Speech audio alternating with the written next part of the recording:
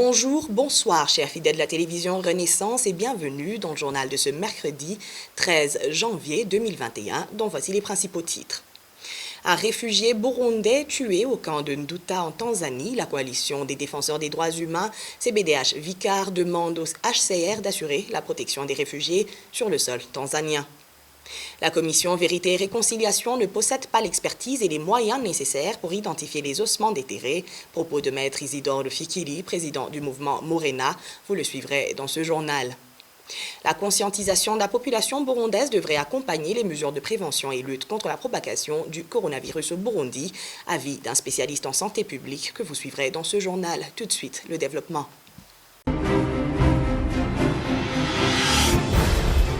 Encore une fois, bienvenue dans ce journal. La coalition burundaise des défenseurs des droits de l'homme des personnes vivant dans les camps de réfugiés, CBDH Vicar, condamne fermement la mort d'un Burundais tué dans la nuit de ce mardi au camp de Nduta en Tanzanie. Léopold Shalangabo, vice-président de la CBDH Vicar, indique que le réfugié du nom Issa a été tué par des hommes non encore identifiés. La CBDH Vicar demande au commissariat pour les réfugiés HCR de protéger les réfugiés se trouvant en Tanzanie.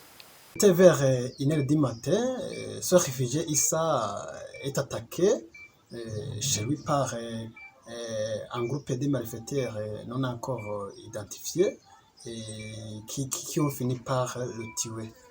Ce n'est pas la première fois car Issa a été attaqué l'année passée. Ces malfaiteurs l'ont volé plus de 10 millions en francs, shillings. Il a signalé auprès de la police, mais malheureusement, rien n'a été fait pour garantir sa sécurité. Cela montre que la sécurité des réfugiés burundais en Tanzanie n'est pas bonne, car il y a toujours des tueries, il y a des dispersions forcées et d'autres cas de violation des droits humains qui finissent par emporter des vies de réfugiés burundais dans ce pays. Il faut donc que la sécurité des réfugiés burundais soit garantie. C'est pour cela que nous demandons au gouvernement tanzanien de sécuriser les Burundais comme il sécurise les réfugiés congolais qui se trouvent dans le camp de réfugiés de Nyarugusu. Nous demandons aussi au HCR de continuer le plaidoyer pour les réfugiés burundais afin que ces réfugiés vivent en sécurité dans ces cas de réfugiés. Nous demandons aussi à la communauté internationale de suivre de près ce qui se passe dans les camps de réfugiés qui se trouvent en Tanzanie. Léopold Shalangabo, le vice-président de la coalition CBDH Vicar. La commission Vérité et Réconciliation devrait être guidée par la capacité et l'expertise technique pour l'identification des restes humains, ce qui n'est pas le cas aujourd'hui. Ce sont les propos de maître Isidore Lufikili, président du mouvement Morena, il le dit, après le rapport de la CVR sorti la semaine dernière. Maître Isidore Lufikili reproche à la CVR de ne pas être indépendante dans son travail.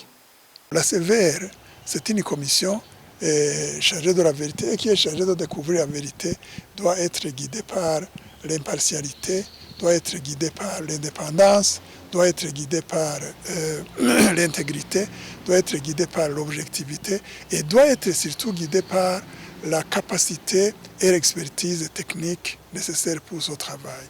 Ce n'est pas du tout le cas aujourd'hui, dans le cas de cette fameuse CVR. Le travail de la CVR a fait fi des standards minima internationaux pour ce genre de travail. Ce genre de travail est normalement et obligatoirement accompagné par le recours, l'usage des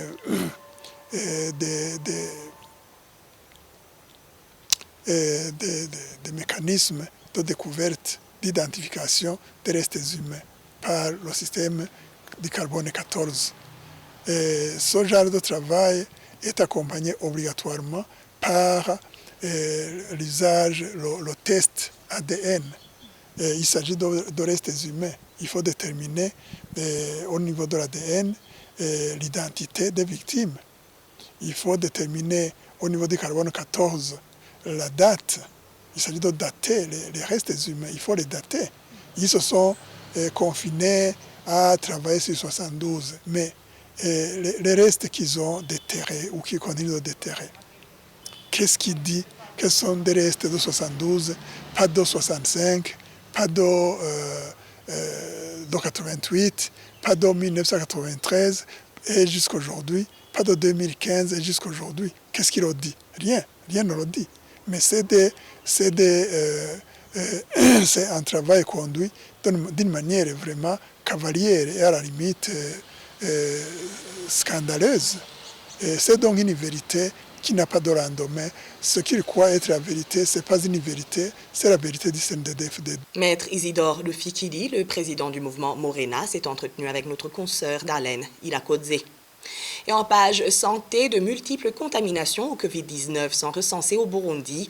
Les moyens de lutte contre la propagation de ce virus au Burundi ne sont pas suffisants. Propos de Libera Nibashira-Kandi, le porte-parole du mouvement d'action patriotique MAP Burundi Buhire.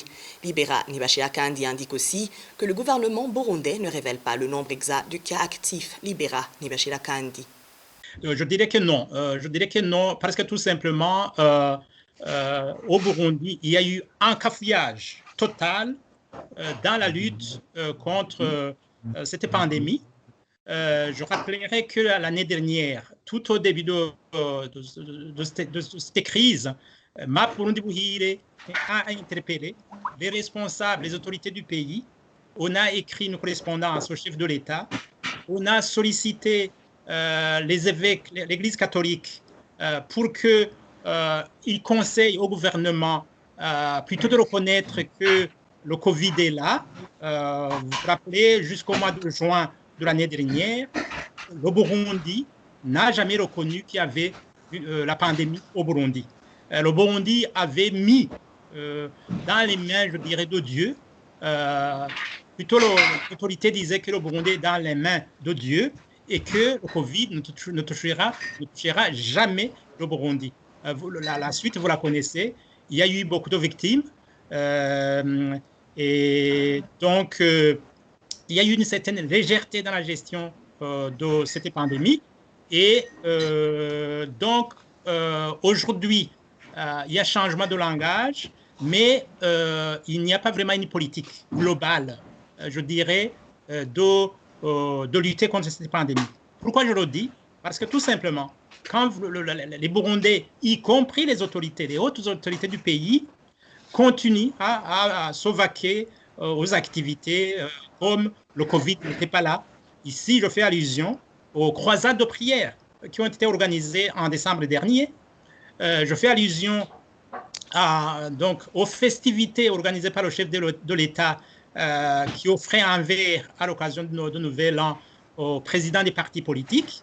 Et une seule personne parmi les invités portait et aussi pour vraiment montrer que désormais la volonté du gouvernement de Burundi de lutter contre le Covid est là. Sur cette vidéo, il aurait dû mettre un masque et l'enlever au début de son discours. Et toujours à ce propos, les mesures qui ont été prises par le gouvernement du Burundi en vue de freiner la propagation du Covid-19 sont bonnes, mais ne sont pas telles que recommandées par l'Organisation mondiale de la santé. C'est ce qu'indique Kona Kudzekom, spécialiste en santé publique dans les situations d'urgence.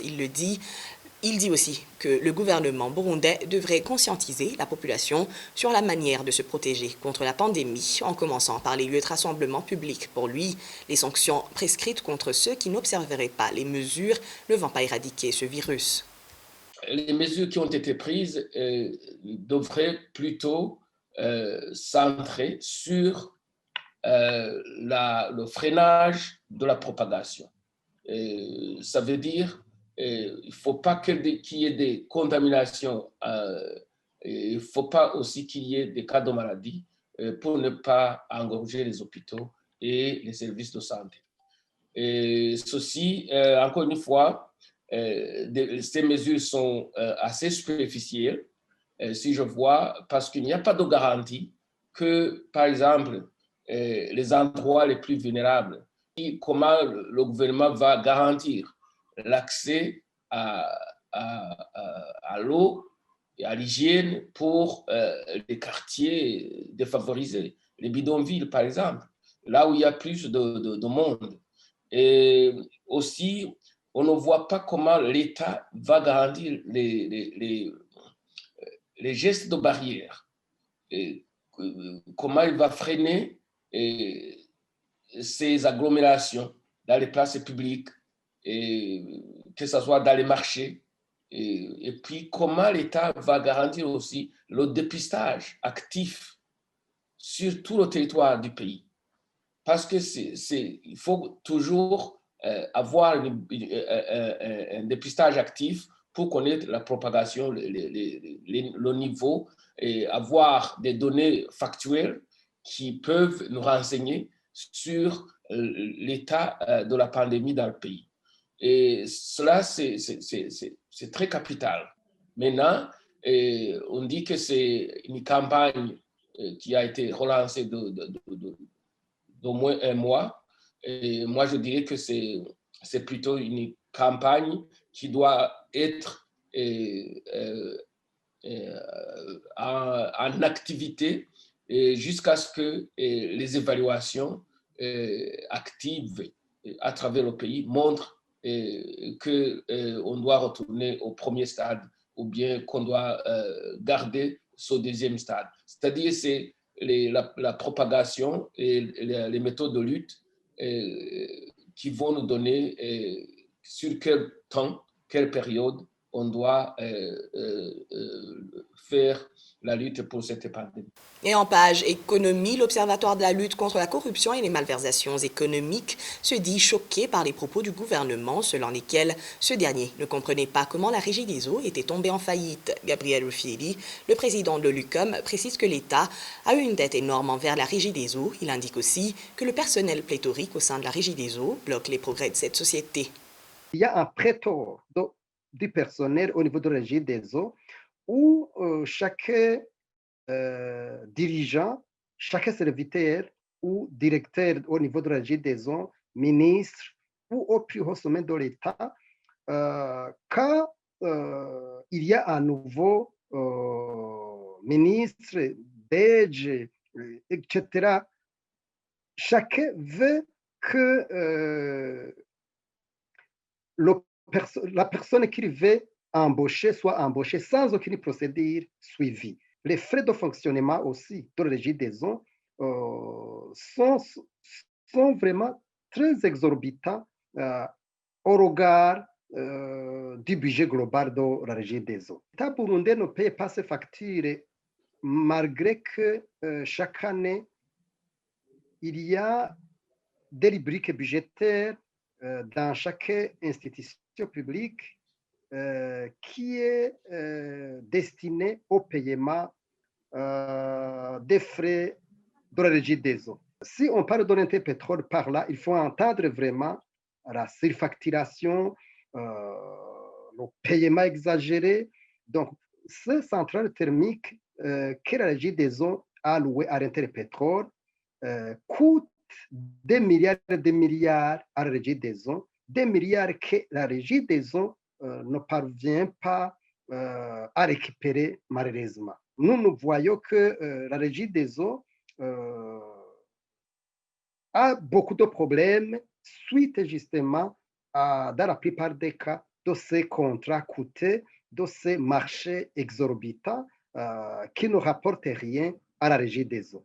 La corruption généralisée dans tous les services de la Régie des eaux dit base au sommet, on remarque que les marchés, il doit y avoir des commissions pour l'accordement de l'eau et de l'électricité, pour la coupure de l'eau, pour le branchement de l'eau.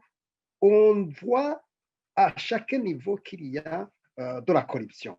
Gabriel Ruffieri, le président de l'UCOM. Et avant de clore notre journal, place au mini-magazine au cœur de la société qui interroge la population de la ville de Bujumbura sur la fourniture des unités de recharge de l'électricité, un mois après l'expiration du contrat entre la Régie des eaux et l'entreprise Payway. Émile Nivasumba à la présentation. Depuis un mois, de longues files d'attente devant les sièges de la Régie des eaux et différentes banques sont parfois observées suite à la vente des unités de recharge de l'électricité. La population est obligée d'acheter de l'électricité à ces endroits depuis le 5 décembre dernier, date à laquelle la Régie des eaux a décidé de ne pas renouveler le contrat avec l'entreprise Payway. La recommandation est venue du Conseil des ministres. Le Conseil des ministres qui n'a pourtant pas pris des mesures d'accompagnement favorables à la population. C'est ce que nous allons développer dans ce mini-magazine, vous présenté par Émile Niwasumba. Soyez des nôtres. Payway Burundi, c'est une entreprise spécialisée dans le domaine de paiement électronique de différents services fournis généralement. Le contrat qui liait Payway à la Régie des eaux depuis 2017 a expiré en décembre dernier. La décision de ne pas renouveler le contrat a été prise au Conseil des ministres du 7 octobre dernier, selon le journal Burundi Echo. En décembre, le directeur général de la Régie des eaux, Simeon Habonimana, a ainsi précisé que les activités de vente des unités de recharge de l'électricité allaient désormais se faire à l'ancienne. La Régie des eaux annonce dorénavant qu'à compter du 5 décembre 2020, il n'y a plus de base légale lui permettant de poursuivre la relation qu'il a liée à la société Payway Burundi. De ce fait, il n'y aura plus d'approvisionnement en unités de recharge par Payway chez Régie des eaux. La Régie des eaux est aujourd'hui dans une phase d'amorcer de vastes réformes dans le but assumé de faciliter à ses clients l'accès à ces produits et services, et le nouveau point de vente des unités Cash Power s'inscrit dans cette nouvelle dynamique. La nouvelle dynamique qui ne satisfait pas du tout certains habitants de la ville de Bujumbura. Interrogé par Bertrand Gendakuriyo de la radio Inzamba, ces citadins signalent que depuis la rupture de collaboration entre la Régie des eaux et Payway, l'achat des unités de recharge de l'électricité est devenu compliqué. C'était un service qui aidait la population parce que le Payway se trouvait partout dans les quartiers, même dans les heures où la Régie des eaux a fermé ce service. Le Payway se trouvait en activité même à 22 heures. Donc, même si tu trouves que les unités sont terminées, dans les heures passées, tu pouvais passer au Payway pour acheter les unités. Mais aujourd'hui, c'est un problème. Tu peux quitter par exemple à Kanyosha et venir en ville pour acheter les unités. Même si on a ouvert les guichets ailleurs, sans le Payway, le problème persistera. Ils ont pris cette mesure peut-être pour leur propre intérêt, mais oubliant l'intérêt de leur clientèle.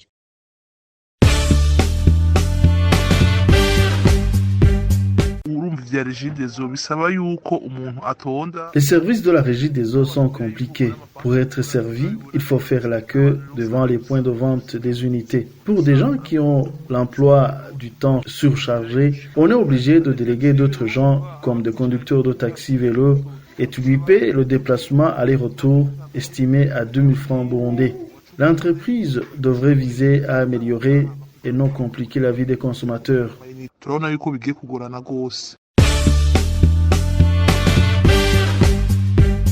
On déplore beaucoup que la Régie des eaux ait arrêté le contrat qu'ils avaient avec le Payway, puisque avant on achetait les unités tout près de nous, mais aujourd'hui on va au centre-ville ou dans les autres centres, mais je vous assure que c'est pas du tout facile. Les unités pendant la nuit, alors qu'aujourd'hui, si on n'a plus d'unités, on est obligé d'attendre le jour pour aller acheter d'autres unités.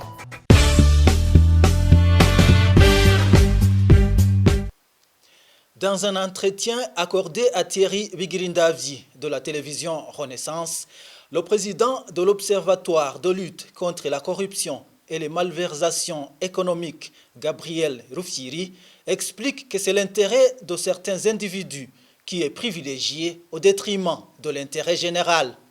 Certainement que cette société n'a pas satisfait les intérêts de quelques individus, pas vraiment l'intérêt de la Régie des eaux. Souvenez-vous, tous les marchés qui sont donnés, ce sont les intérêts des individus qui sont privilégiés. certes, d'un côté, il y avait cette facilité pour les citoyens, c'est visible, c'est remarquable, mais il faut savoir que la plupart des sociétés qui sont créées, c'est le trafic d'influence, c'est le favoritisme qui est mis en avant au détriment de l'intérêt général. Pour nous, il faut qu'il y ait des études. Il faut des études préalables pour d'abord voir comment la Régie des eaux peut fonctionner normalement. Mais aussi, de l'autre côté, il faut qu'il y ait des études pour voir comment décentraliser les services de la Régie des eaux. Et c'est à partir de ces études-là que la Régie des eaux pourrait voir d'abord ce qu'il va gagner, mais aussi ce que la population va gagner.